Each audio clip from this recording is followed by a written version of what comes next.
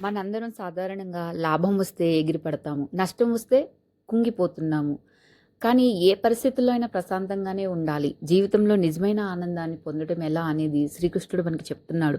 భగవంతుడి యొక్క ప్రేమను పొందిన వ్యక్తి లాభం, నష్టం, సుఖం, దుఃఖం, విజయం, పరాజయం వంటి ద్వంద్వాలకు అతీతంగా జీవిస్తాడు. ద్వంద్వాలు అంటే రెండనమాట. లాభం, నష్టం, సుఖం, దుఃఖం, విజయం, పరాజయం వీటిని ద్వంద్వాలు అంటారు. మరి ఈ విషయాలు భగవద్గీతలోని 16వ శ్లోకంలో మనకి తెలియచేస్తున్నారండి. అదేంటో ఈరోజు తెలుసుకుందాం. నిజమైన ఆనందం పొందటానికి కృష్ణుడు చెప్పిన ఒక్క లక్షణం తెలుసుకుంటే చాలంటండి. భగవద్గీతలో శ్రీకృష్ణుడు చెప్పిన ఆ రహస్యం మన జీవితాన్ని పూర్తిగా మార్చేస్తుంది. అదేంటో ఇప్పుడు తెలుసుకుందామా మరి? ఓం శ్రీకృష్ణ పరమాత్మనే నమః. శ్రీమద్ భగవద్గీత అథ ద్వాదశోऽధ్యాయః. భక్తియోగః. యో న హృష్యతి న ద్వేష్టి న శోచతి న కాంక్షతి శుభాశుభ పరిత్యాగి భక్తిమాన్యః స మే ప్రియః. అర్థం: ఎవరైతే లౌకిక సుఖాల పట్ల ఆనందించకుండా మరియు ప్రాపంచిక కష్టాల పట్ల బాధపడకుండా ఉంటారో, ఎవరైతే నష్టం జరిగినా బాధపడరో లేదా లాభం కోసం ప్రాకులాడరో, శుభ అశుభ పనులను రెండింటినీ త్యజిస్తారో, అటువంటి జనులు భక్తితో నిండి ఉన్నవారు నాకు చాలా ప్రియమైన వారు అని చెప్తున్నాడు. దీని అర్థం, వారంటండి లౌకిక సుఖాల పట్ల ఆనందించరు లేదా ప్రాపంచిక దుఃఖాల పట్ల నిరాశ చెందరు. మనం చీకట్లో ఉన్నప్పుడు ఎవరైనా దీపం చూపించి సహాయం చేస్తే సహజంగానే మనం ఎంత ఆనందపడతాం కదా. తర్వాత ఎవరైనా దీపాన్ని ఆర్పిస్తే మనం ఏమైపోతాం? ఆందోళన చెందుతాం. కానీ అదే మనకు మధ్యాహ్న సూర్యుడి క్రింద ఉన్నప్పుడు ఎవరైనా దీపం చూపించాలా లేదా ఆర్పాలా, అలా చేసినా మనకు ఏమీ తేడా పడదు. అదేవిధంగా భగవంతుని యొక్క భక్తులు భగవానుడి యొక్క దివ్య ప్రేమలో సంతృష్టి చెంది ప్రాపంచిక ఆనందానికి, నిరాశకి అతీతముగా ఎదుగుతారు. నష్టం పట్ల శోకించరు లేదా లాభం కోసం ఆరాటపడరు. ఇటువంటి భక్తులు సంతోషకరమైన ప్రాపంచిక పరిస్థితుల కోసం ప్రాకులాడకుండా లేదా ప్రతికూలమైన పరిస్థితుల పట్ల శోకించరంట. నారద భక్తి దర్శనం ఈ విధంగానే పేర్కొంటుందంటండి. యత్రాప్యన కించిత్ వాంఛతి నశోచతి నద్వేష్టి నరమతే నత్సోహి భవతి.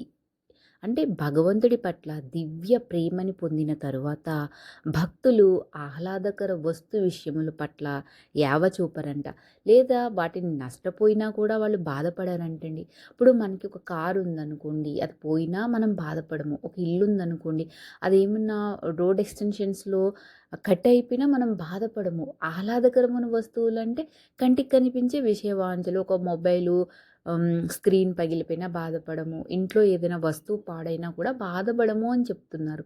ఎందుకంటే వారికి హాని చేసే వారి పట్ల అసలు ద్వేషభావంతోనే ఉండరంట.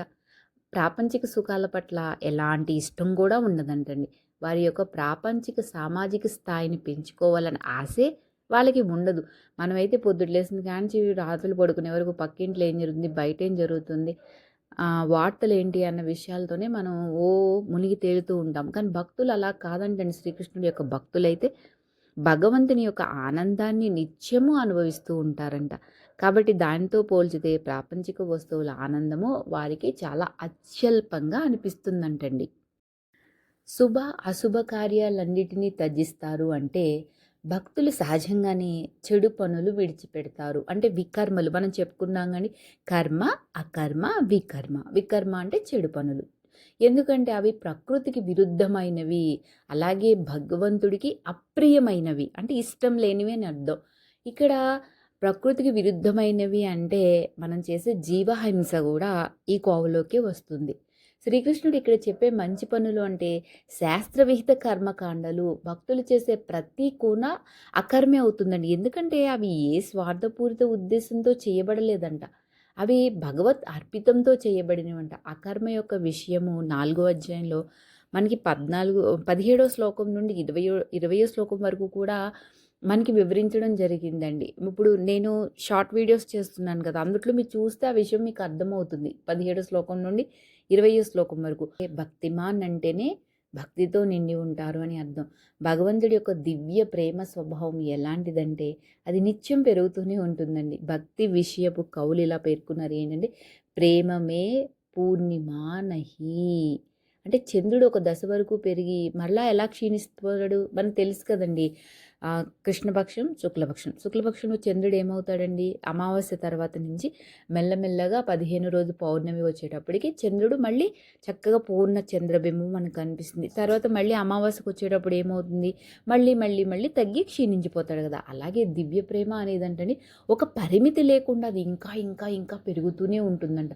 కాబట్టి భక్తుని హృదయము భగవంతుని పట్ల అంతులేని ప్రేమని కలిగి ఉంటుంది. కాబట్టి అటువంటి భక్తులు తనకు ఎంతో ప్రియమైన వారు అని శ్రీకృష్ణుడు చెప్తున్నాడు. మరి మనం కూడా ఈ విధంగానే భగవంతుని పట్ల ఆ దివ్య ప్రేమని పొంది చక్కగా శుభకార్యాలన్నిటినీ త్యజించి లౌకిక సుఖాల పట్ల మరి మనం నిరాశతో ఉండి, అలాగే నష్టం వచ్చినా లాభం వచ్చినా అంటే ద్వంద్వాల పట్ల ఆరాటం లేకుండా మరి ఎంతో భక్తితో నిండి ఉందామండి.